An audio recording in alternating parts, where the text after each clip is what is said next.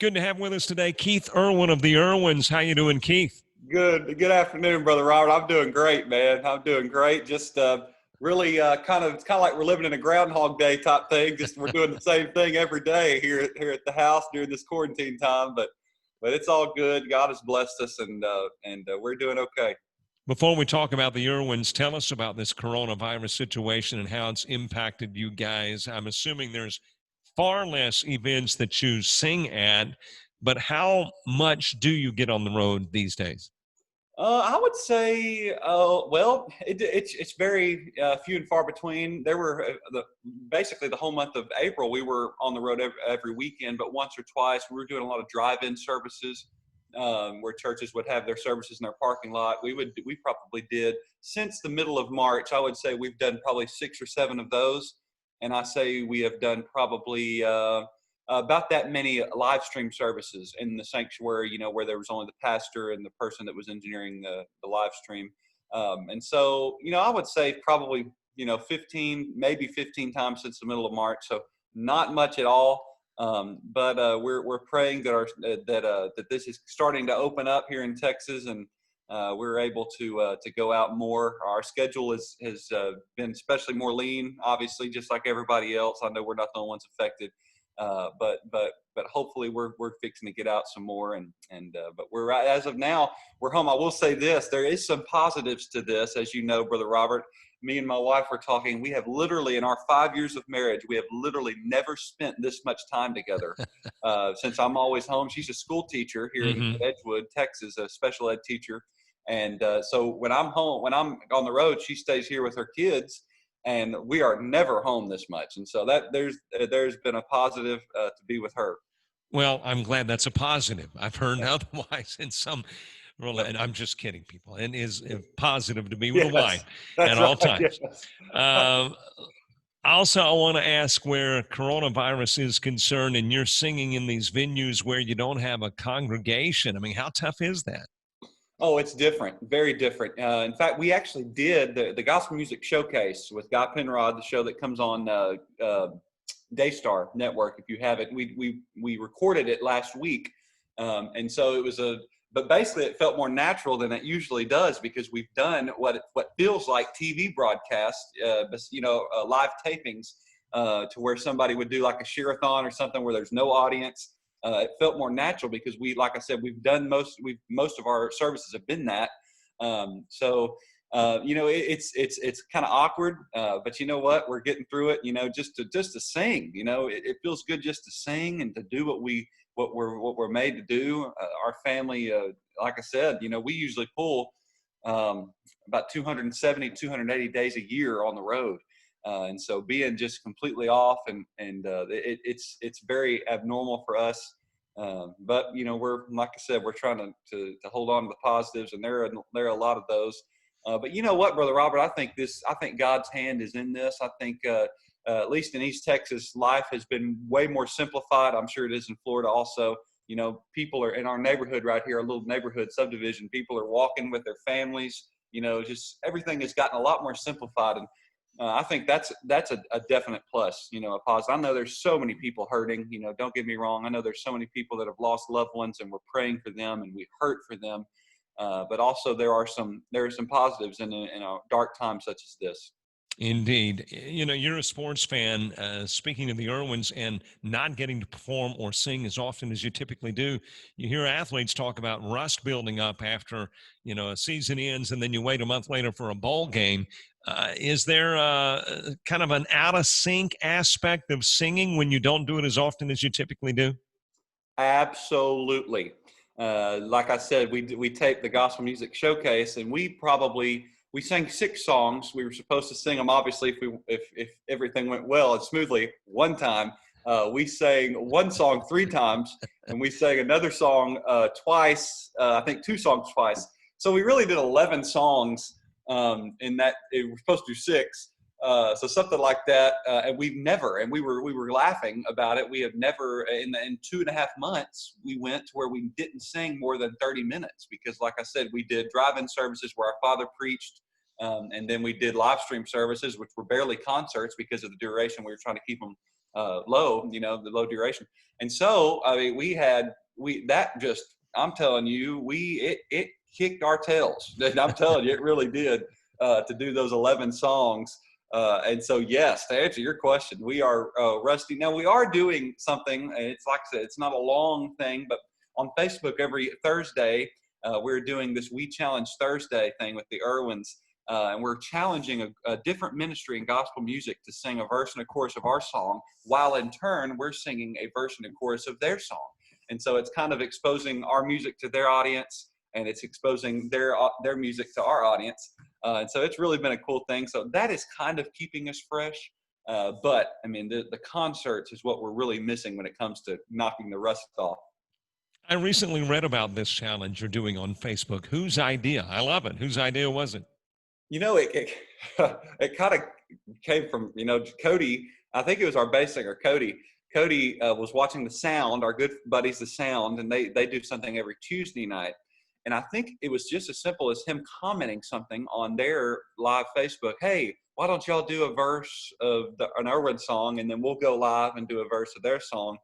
And I think Mom texted the group after she read that comment and said, you know what, that may be something we can try, in a bigger scale. And man, God has blessed that. And we have had so much fun because it's just the truth. We genuinely love this genre of music, we love all kinds of Christian music, but we listen to gospel music. We listen to Carrie Peck and New River, Jeff and Sherry Easter, Joseph Habit, every you name them, we love it.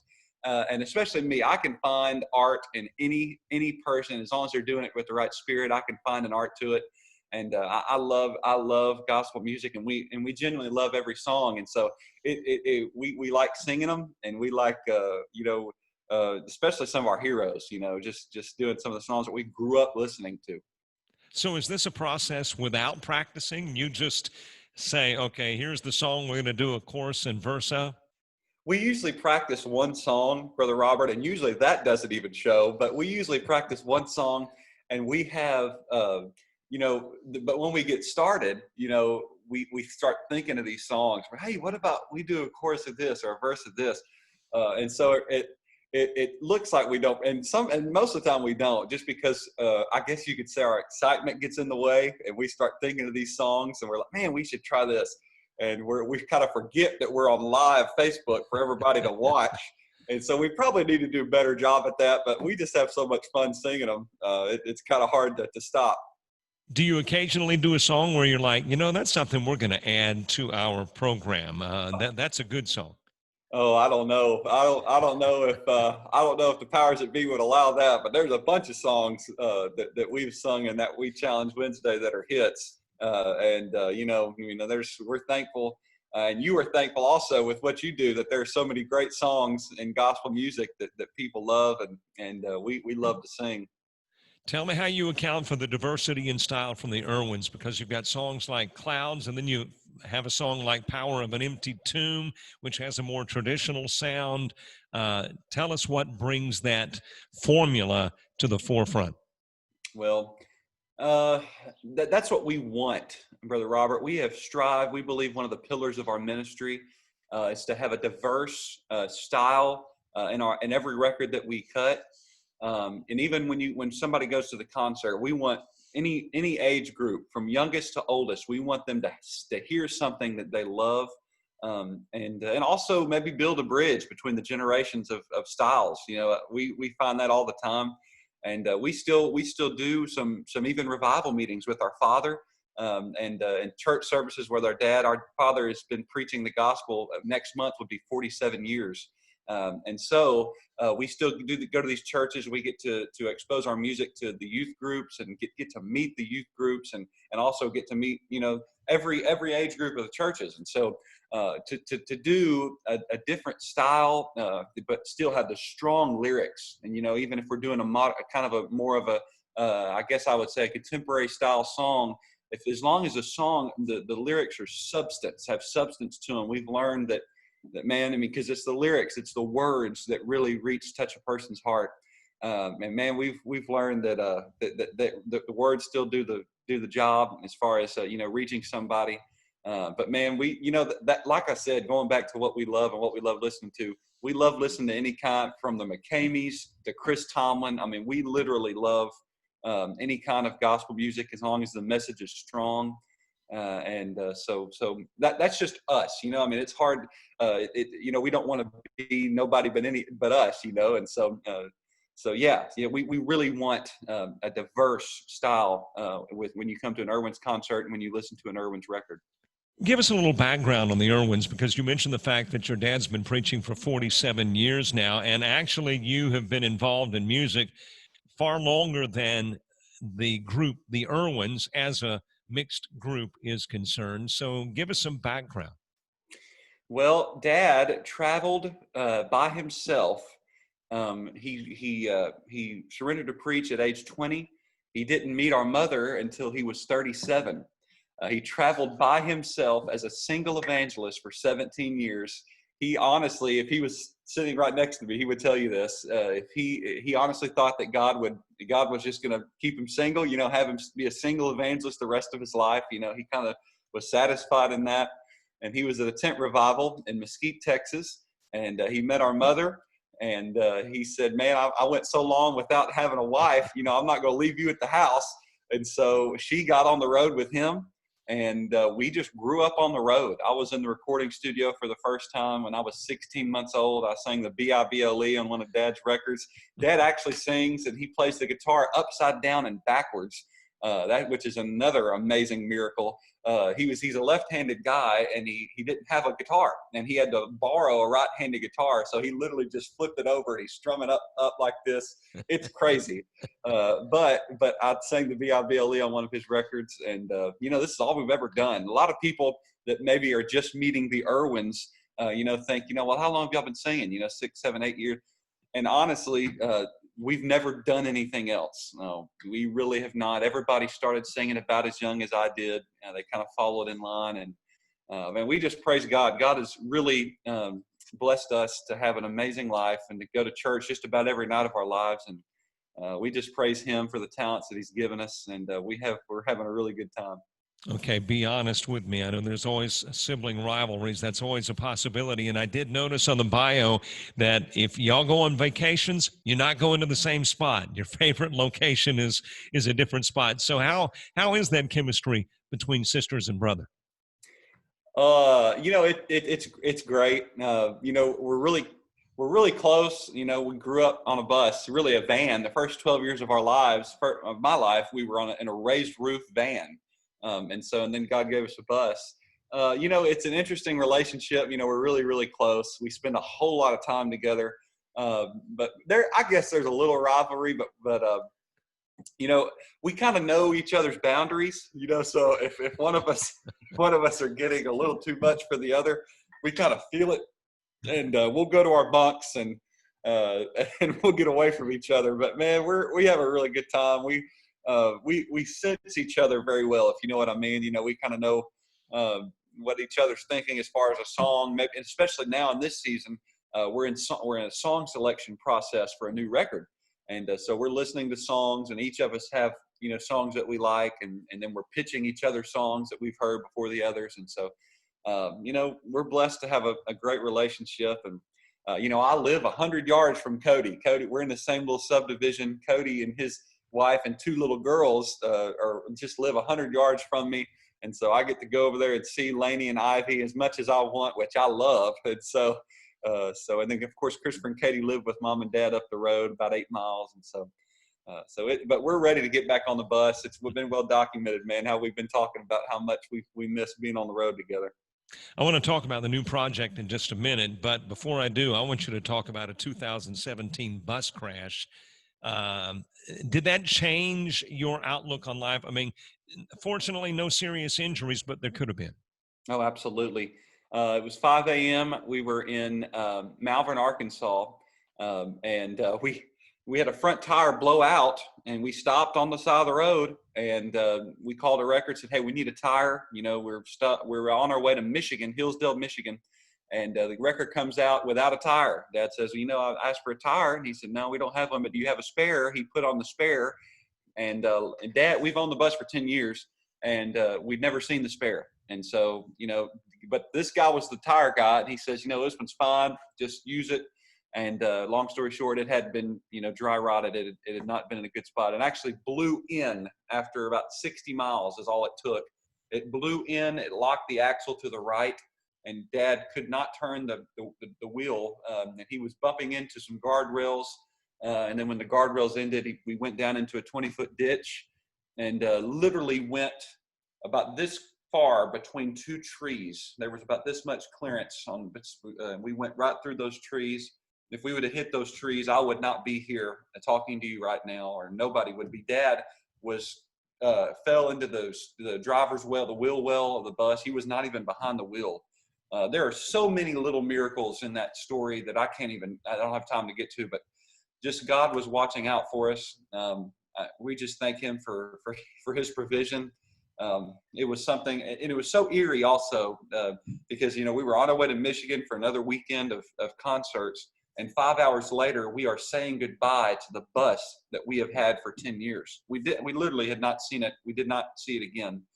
And so we went home and, we were just trusting God. We didn't really know what was happening. We know we didn't have the funds for another bus. But, man, just so many miracles. God gave us another bus. And, it's just, yes, to answer your question in the long form, and I apologize, Brother Robert, it did change our lives and something we will never forget. The new project. Tell us about it. What goes into the planning prospect? What determines what songs out of the hundreds, I guess, that you listen to get on the project? And when can we expect it? Well, we actually finished our photo shoot day yesterday. With all of this coronavirus happening, we were supposed to be finished with all of our side last month, the tracking, the vocals, the photo shoot, all of it, but everything's delayed. It was supposed to be a September release. It looks like it's going to be in October, so look for it in October. But as far as song process, we genuinely love listening to demos. We love listening to songs. We are sent songs throughout the year because of that, and we would not have it any other way. We love listening to music. And so we've got, I think we're still looking for 2 or 3, to be honest with you. But we've got a few, I don't know, I guess it's different for everybody as far as how the process goes for song search. We kind of keep everybody in the loop. So like I said, we'll pitch songs to each other, songs that we've never heard, and we're, like I said, in the diversity, we're looking for, gospel classics to some more modern songs, because that's what we want to accomplish in our records. And so we're excited. We've got the photo shoot's always the least favorite day for an artist, I guess, because you're just smiling the whole time, and you got to get dressed and everything for really nothing. But the tracking and the albums, the tracking is, and the vocals are coming up hopefully in the next couple of weeks, and those are some fun days to see those tracks come to life. Songs that you're going to be singing. And to hear the songs. So we're really excited, and be looking sometime in October for a new Erwins project. Mom and Dad don't sing with the group, but do they play a role in the song selection process? Oh, absolutely. Absolutely. Especially because Mom is pitched probably half of the songs. She's put her email out there for a lot of writers. And so she gets pitched a lot of songs, and we like it that way. We want both of them to be very well involved in that process, and they both are. In fact, we got together for Memorial Day, and we were listening to songs in Memorial Day. Mom and Dad were there, and we're blessed to get songs from a lot of different writers, and so and that's what also we like. We do like to listen to a lot of songs. So yes, they are definitely involved throughout that process. If you were put on a deserted island and can only listen to one Erwin song over and over again, what would be the song you'd want to hear? Ooh, man, I don't know. I really listen to Erwin projects for the first month of its release, and then I'm done with them usually. So I don't know. But as far as a song that I love to sing, my soul, one song. I love Watch and See because it's our song. Christopher wrote that song. So I would say Watch and See. It kind of feel like there's some ownership there because Christopher wrote it along with Miss Kenna West and Jason Cox. So I would say Watch and See. That song's really impacted us, and And I guess I would say that one. Keith, been great talking to you. Love the music of the Erwins. Keep the great stuff coming. Before we leave, though, got to let viewers and listeners know where they can get Erwin's music or Erwin information. Yes, sir. www.erwinministries.com. We are also on Facebook under the Erwin family. We're on Instagram under Erwin Ministries, and we are on Twitter under Erwin Ministries. You can get all your information on there. But as far as our website goes, you can get all of our products from coffee mugs to T-shirts to CDs to DVDs. Everything is on there. And I think everything you would need. You can also email us at the email address is on the website, so go on our website and you can get all of our information. You can reach out to us, and of course our social media outlets. Again, Brother Robert, I can't thank you enough for allowing me to do this with you. It's my honor to do it, and thank you for what you do for gospel music and, more importantly, the kingdom of God. Hey, thank you. And before we go to the Wednesday night challenge, where do you go on Facebook to find it? Yeah, the Erwin family, and so just look up the Erwin family and you'll get more information on our challenge videos. All right, we'll check it out. Keith Erwin, great to have you with us. Thank you so much, Brother Robert. God bless.